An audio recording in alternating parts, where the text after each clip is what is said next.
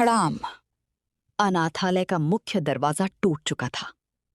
बाहर बिजली चमक रही थी और उसी रोशनी में विक्रम अंदर आता दिखाई दिया। काला सूट, चेहरे पर खतरनाक शांति और पीछे दर्जनों हथियारबंद लोग। रिया डरकर पीछे हट गई। वो आ गया। आरव धीरे धीरे उसके सामने खड़ा हो गया। उसने बंदूक सीधी विक्रम की तरफ तान दी। पूरा माहौल जम चुका था। कुछ सेकंड सिर्फ बारिश की आवाज सुनाई दे रही थी। विक्रम हल्का सा मुस्कुराया। तो आखिरकार हम आमने सामने आ ही गए। आरव की आंखों में आग थी। आज ये खेल खत्म होगा। विक्रम हंस पड़ा। खेल? तुम अभी खेल समझे ही कहां हो। तभी उसने हाथ उठाया और अगले ही पल उसके आदमी पूरे अनाथालय में फैल गए। रिया घबरा गई। आरव, ये लोग हमें मार देंगे। लेकिन आरव अब पीछे हटने वाला नहीं था। उसने धीरे से कहा, आज नहीं। आज कोई मरेगा तो सिर्फ विक्रम। तभी थाई पहली गोली चली। पूरा अनाथालय गोलियों से गूंज उठा।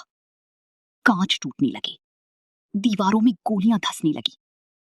कबीर तुरंत बच्चों को लेकर पीछे भागा। वो दिल से सोचता था। इतना कहकर उसने गोली चला दी। ठाएं! गोली आरव के कंधे को छूते हुए निकल गई। आरव दर्द से पीछे गिर पड़ा। रिया चीख उठी, आरव! लेकिन अगले ही पल आरव ने भी गोली चला दी। ठाएं! इस बार विक्रम के हाथ से खून निकल पड़ा। पहली बार उसके चेहरे की मुस्कान गायब हुई। पूरा हॉल शांत हो गया। उसके आदमी हैरानी से उसे देखने लगे, क्योंकि शायद पहली बार किसी ने विक्रम को घायल किया था। विक्रम ने धीरे धीरे अपने हाथ का खून देखा, फिर आरव की तरफ देखा और मुस्कुराया। लेकिन इस बार उस मुस्कान में गुस्सा था। अब तुम सच में मरोगे। तभी अचानक अनाथालय के पीछे जोरदार धमाका हुआ। धड़ाम! पूरा फर्श हिल गया। कबीर चिल्लाया, बम! और अगले ही पल पूरे अनाथालय में आग फैलने लगी। धड़ाम! पूरा अनाथालय विस्फोट से कांप उठा। दीवारों में दरारें पड़ गईं। चारों तरफ आग फैलने लगी। रिया डर से चीख उठी, आग लग गई! बच्चे रोने लगे। धुआं तेजी से पूरे हॉल में भर रहा था। कबीर घबराकर चिल्लाया, हमें यहां से निकलना होगा। लेकिन विक्रम अब भी वहीं खड़ा था। उसकी आंखें सिर्फ आरव पर थीं, जैसे बाकी दुनिया उसके लिए मायने ही नहीं रखती। आरव दर्द से अपना घायल कंधा पकड़कर उठा। उसकी सांसें तेज चल रही थीं, लेकिन उसने सबसे पहले रिया और बच्चों की तरफ देखा। तभी छत का जलता हुआ हिस्सा नीचे गिरा। धड़ाम! आग और फैल गई। एक बच्चा वहीं फंस गया। बचाओ! रिया उसकी तरफ भागी, लेकिन रास्ते में आग की दीवार खड़ी हो चुकी थी। विक्रम ने ठंडी आवाज में कहा, छोड़ दो उन्हें। रिया चीख पड़ी, वो बच्चे हैं। लेकिन विक्रम के चेहरे पर कोई भाव नहीं था। कमजोर लोग हमेशा जल जाते हैं। ये सुनते ही आरव की आंखों में गुस्सा फट पड़ा। उसने विक्रम का कॉलर पकड़ लिया। तू इंसान नहीं है। विक्रम ने उसकी पकड़ हटाई और धीमी आवाज में बोला, इंसान बनकर इस दुनिया में जिंदा नहीं रहा जाता। तभी पीछे से एक और धमाका हुआ। अब पूरा अनाथालय आग में घिर चुका था। कबीर चिल्लाया, आरव, छत गिरने वाली है। लेकिन आरव ने जवाब नहीं दिया। वो सीधे आग के बीच भागा, उस बच्चे को बचाने। रिया की आंखें फैल गईं। वो मर जाएगा। आग बहुत तेज थी। धुआं सांस लेना मुश्किल कर रहा था। लेकिन आरव रुका नहीं। वो जलती लकड़ियों के बीच से गुजरा और आखिरकार बच्चे तक पहुंच गया। बच्चा रो रहा था। आरव ने उसे अपनी बाहों में उठाया और वापस भागने लगा। तभी चर्र! ऊपर की जलती हुई छत टूटने लगी। रिया डर से चिल्लाई, आरव!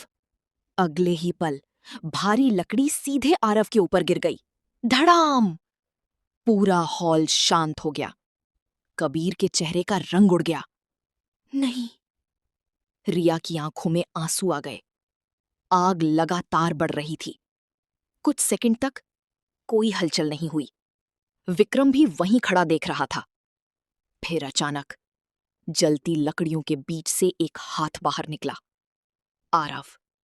उसके हाथों में अब भी बच्चा सुरक्षित था। रिया की आंखें भर आईं। पहली बार उसने किसी को अपनी जान जोखिम में डालकर दूसरों को बचाते देखा था।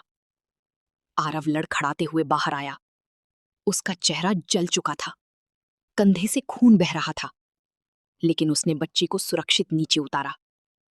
पूरा माहौल शांत हो गया। विक्रम उसे घूर रहा था। उसकी आंखों में पहली बार अजीब सा भाव दिखाई दिया, गुस्सा या शायद सम्मान। तभी दूर से पुलिस सायरन की आवाज आने लगी, पीयूं पीयूं। कबीर चौंक गया। पुलिस? विक्रम हल्का सा मुस्कुराया। आज तुम्हारी किस्मत अच्छी है। फिर उसने रिया की तरफ देखा। चलो। लेकिन इस बार रिया पीछे हट गई। मैं आपके साथ नहीं जाऊंगी। पूरा माहौल अचानक जम गया। विक्रम की आंखें ठंडी हो गईं। क्या कहा तुमने? रिया धीरे धीरे आरव के पास आकर खड़ी हो गई। मैं अब डर कर नहीं जीना चाहती। विक्रम कुछ सेकंड उसे देखता रहा। फिर उसने धीमी आवाज में कहा, ठीक है, अब अगली बार मैं तुम्हें बचाने नहीं आऊंगा। इतना कहकर वो मुड़ा और आग के बीच गायब हो गया। लेकिन जाते जाते उसने आखिरी बार आरव की तरफ देखा और मुस्कुराया, जैसे असली खेल अब शुरू हुआ हो। बारिश अब भी रुकने का नाम नहीं ले रही थी। अनाथालय आधा जल चुका था। चारों तरफ धुआं, पुलिस सायरन और लोगों की चीखें गूंज रही थीं। कबीर जल्दी जल्दी बच्चों को बाहर निकाल रहा था। रिया एक कोने में खड़ी कांप रही थी। उसकी आंखें बार बार उसी दिशा में जा रही थीं जहां विक्रम गायब हुआ था। आरव घायल हालत में दीवार के सहारे बैठा था। उसके हाथ जल चुके थे, कंधे से अब भी खून बह रहा था। रिया धीरे धीरे उसके पास आई। कुछ सेकंड तक वो चुप रही, फिर बोली, तुम पागल हो। आरव हल्का सा मुस्कुराया। ये पहली बार नहीं सुना। रिया की आंखें भर आईं। तुम मुझे जानते भी नहीं, फिर भी मेरी वजह से अपनी जान दांव पर लगा दी। आरव ने उसकी तरफ देखा, क्योंकि किसी ने मुझे भी कभी नहीं बचाया था। ये सुनते ही रिया चुप हो गई। तभी कबीर भागता हुआ आया। हमें यहां से निकलना होगा, पुलिस किसी भी वक्त अंदर आ सकती है। आरव खड़ा होने की कोशिश करने लगा, लेकिन दर्द से लड़खड़ा गया। रिया ने तुरंत उसे संभाला। तुम्हें अस्पताल जाना चाहिए। आरव ने सिर हिलाया। नहीं, विक्रम सबसे पहले वहीं ढूंढेगा। कबीर बोला, तो अब कहां जाएंगे? कुछ सेकंड तक सन्नाटा रहा।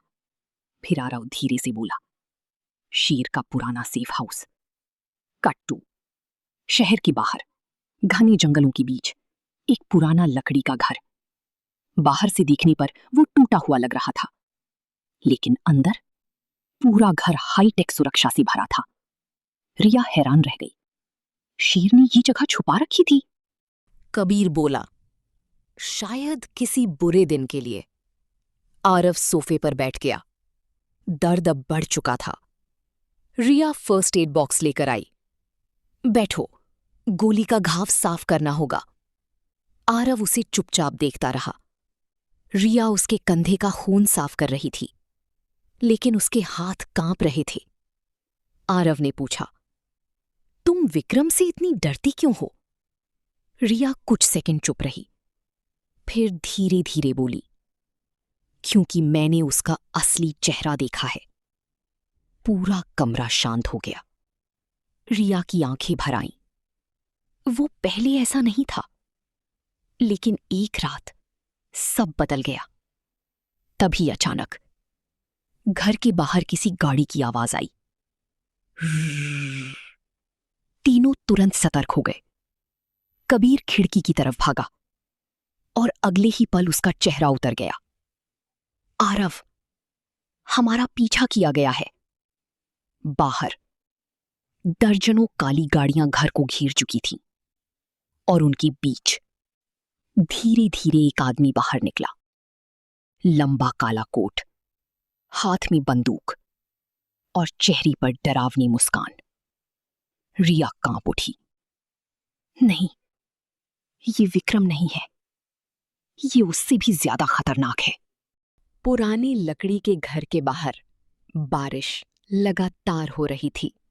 दर्जनों काली गाड़ियां घर को चारों तरफ से घेर चुकी थीं। हेडलाइट्स की रोशनी अंधेरे को चीर रही थी और उन रोशनियों के बीच वो आदमी खड़ा था। लंबा काला कोट, चेहरे पर हल्का सा निशान और आंखों में खतरनाक ठंडापन। रिया का चेहरा डर से सफेद पड़ चुका था। ये काला शिकारी है। कबीर घबरा गया। कौन? रिया कांपती आवाज में बोली। विक्रम का सबसे खतरनाक आदमी, जिसे ढूंढने भेजा जाए वो इंसान कभी वापस नहीं आता। आरव धीरे धीरे खड़ा हुआ। उसका घायल कंधा अब भी दर्द कर रहा था, लेकिन उसकी नजर सिर्फ बाहर खड़ी उस आदमी पर थी। तभी घर के बाहर से भारी आवाज आई। आरव, तुम्हारे पास 2 मिनट हैं। रिया को बाहर भेज दो, वरना पूरा घर जला दूंगा। पूरा कमरा शांत हो गया। कबीर ने तुरंत बंदूक उठाई। हम लड़ेंगे। लेकिन रिया ने सिर हिलाया। उसकी आंखों में आंसू थे। नहीं, तुम लोग नहीं जानते वो क्या कर सकता है। तभी बाहर काला शिकारी धीरे धीरे मुस्कुराया। उसने अपनी घड़ी देखी। 1 मिनट 30 सेकंड। फिर उसने अपने आदमी की तरफ देखा। आदमी ने तुरंत पेट्रोल का डिब्बा उठाया। कबीर घबरा गया। ये सच में घर जला देगा। रिया ने आरव की तरफ देखा। मुझे जाने दो, आरव ने तुरंत कहा।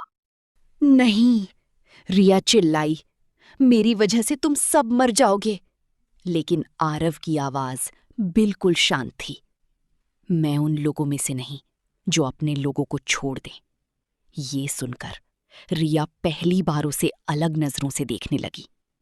तभी बाहर से फिर आवाज आई। समय खत्म। अगले ही पल घर की खिड़कियों पर पेट्रोल फेंका जाने लगा। कबीर चिल्लाया, आरव! लेकिन उसी समय आरव की नजर दीवार पर लगे पुराने नक्शे पर गई। उसे कुछ याद आया। सेफ हाउस, इसमें एक और रास्ता होना चाहिए। वो तेजी से कमरे में इधर उधर देखने लगा। तभी उसे फर्श के नीचे लोहे की एक रिंग दिखाई दी। उसने पूरी ताकत से उसे खींचा। चर्र! फर्श खुल गया। नीचे अंधेरी सुरंग थी। कबीर की आंखें चमक उठी। बचने का रास्ता।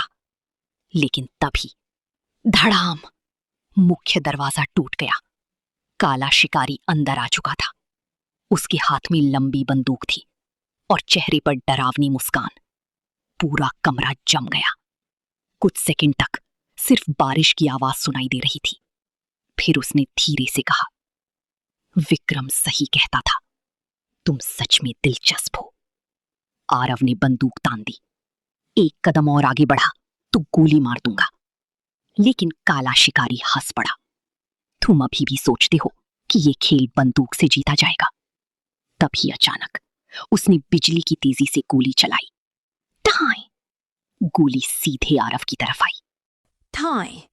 गोली हवा को चीरती हुई सीधा आरव की तरफ आई। सब कुछ जैसे धीमा पड़ गया। रिया डर से चीखी, आरव! लेकिन आखिरी सेकंड में आरव नीचे झुक गया। गोली उसके पीछे दीवार में जा धंसी। धड़ाम! लकड़ी के टुकड़े हवा में उड़ गए। काला शिकारी मुस्कुराया। अच्छा रिफ्लेक्स है। आरव ने तुरंत जवाबी फायर किया। ठाई ठाई! लेकिन काला शिकारी बिजली की तरह साइड में हट गया। उसकी चाल इंसानों जैसी नहीं लग रही थी। कबीर घबरा गया। ये आदमी है या मशीन? पूरा घर अब गोलियों से गूंज रहा था। रिया सुरंग के पास खड़ी कांप रही थी। उसे समझ नहीं आ रहा था, भागी या रुके। तभी काला शिकारी तेजी से आगे बढ़ा और सीधा आरव के सामने आ गया। उसने बंदूक पकड़कर इतनी जोर से मोड़ी कि वो टूट गई। चक! आरव हैरान रह गया। अगले ही पल काला शिकारी ने उसे जोरदार मुक्का मारा। धड़ाम! आरव दीवार से टकराकर नीचे गिर पड़ा। रिया चीख उठी, बस करो! लेकिन काला शिकारी अब भी शांत था। उसने धीरे धीरे अपनी जेब से चाकू निकाला, लंबा, चमकता हुआ, खतरनाक। विक्रम ने कहा था तुम्हें जिंदा पकड़ना है, लेकिन अगर जरूरत पड़ी तो हाथ पैर तोड़ने की इजाजत है। वो धीरे धीरे आरव की तरफ बढ़ने लगा।